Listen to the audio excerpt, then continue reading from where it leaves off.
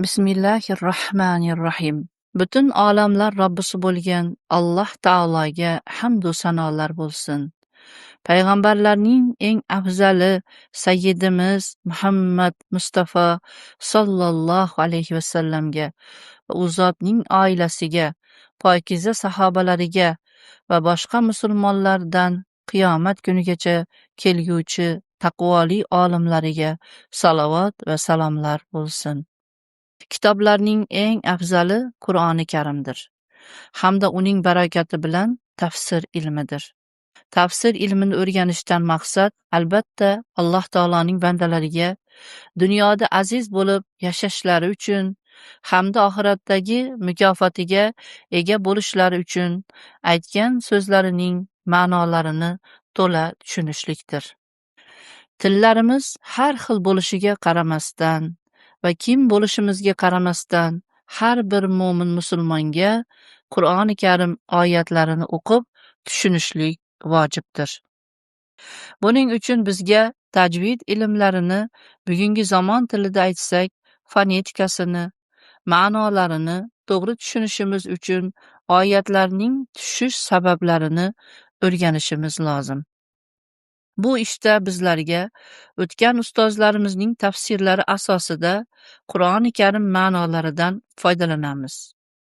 Buning uchun bizga sarf, nahv, morfologiya, sintaksis, grammatik tahlillar yordam beradi.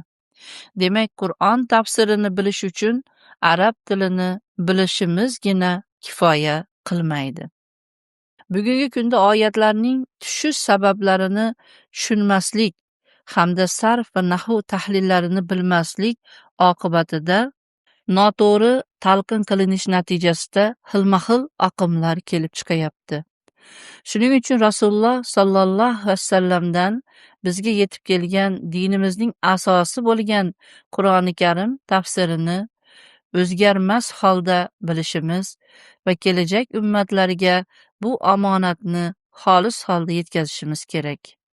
Bu oliy maqsadda eng avvalo Qur'oni Karimni yangi o'rganuvchi tajvid qoidalari asosida to'g'ri talaffuz bilan o'qishni o'rganmog'i, so'ng sarf va nahv ilmlarini mukammal egallamoqligi lozim.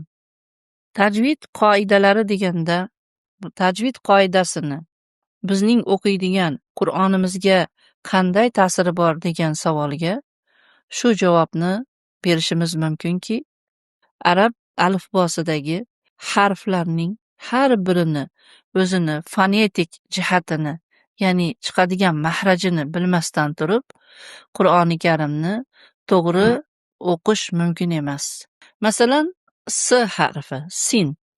Ya'ni bu sin harfi bizni o'zbek tilidagi as, is, us bilan bo'lsa, bu holatida masalan nasrun so'zini olsak, burgut degan ma'noni beradi.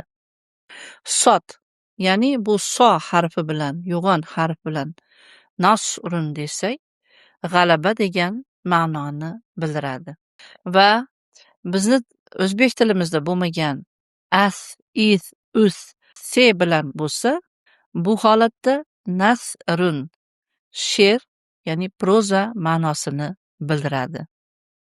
Demak, biz Qur'oni Karimni mukammal o'rganishimiz uchun tajvidiy tomoniga e'tibor berib, tajvid bilan o'qishimiz va hamda Qur'oni Karimning to'g'ri ma'nolarini talqin qilish va dinimizda o'rgatilgan, bizga shu kungacha kelgan uslubda oyatlarning sababi nuzullari, ya'ni tushish sabablarini ham keng bilib, keng yoritib berishimiz albatta kerak. Chunki sababi nuzulini, ya'ni oyatlarning tushish sabablarini bilmasdan turib, Qur'oni Karimni ma'nosini tushunish mumkin emas. Hasbunallohu ni'mal vakil, ne'man mavla, ne'man nasir, g'ufronaka robbana va ilaykal masir. Amin. Bismillahirrohmanirrohim. A'udhu billahi minash shaytonir rojim. Ya'ni quvilgan shaytonning yomonligidan saqlashini Allohdan so'ranaman. Ma'nosi: quvilgan shaytonning yomonligidan menga o'z vasvasasi bilan zarar qilishga kelganda meni saqlashini Alloh taolodan so'rayman. Albatta shaytonni insondan faqat aziz va ulug' bo'lgan zot Alloh taologina qaytara oladi. Istioza Qur'ondagi oyatlardan emas. Ya'ni A'udhu billahi minash shaytonir rojim Qur'on oyatlaridan emas. Balki u Alloh taoloning buyrug'iga odobdir.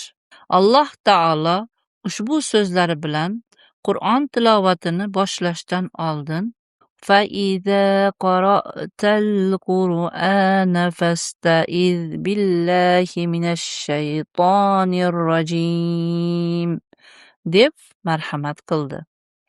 Agarda Qur'on o'qisangiz, quvilgan shaytonning yomonligidan saqlashini Alloh taolodan so'rang.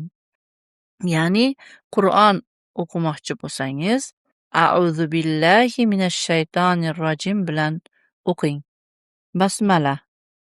Bismillahir-rahmanir-rahim. Ya'ni nihoyatda rahmdil Alloh taolo nomi bilan boshlayman. Ma'nosi: hamma ishlarimda aziz va ulug' Robbimdan yordam so'rab, aziz va ulug' ismi bilan boshlayman. Chunki u fazl va marhamat egasi, rahmati butun borliqqa keng yoyilgan, Rahmon bo'lgan zot, mo'min bandalariga rahm qiladigan rahmli zot. Amin.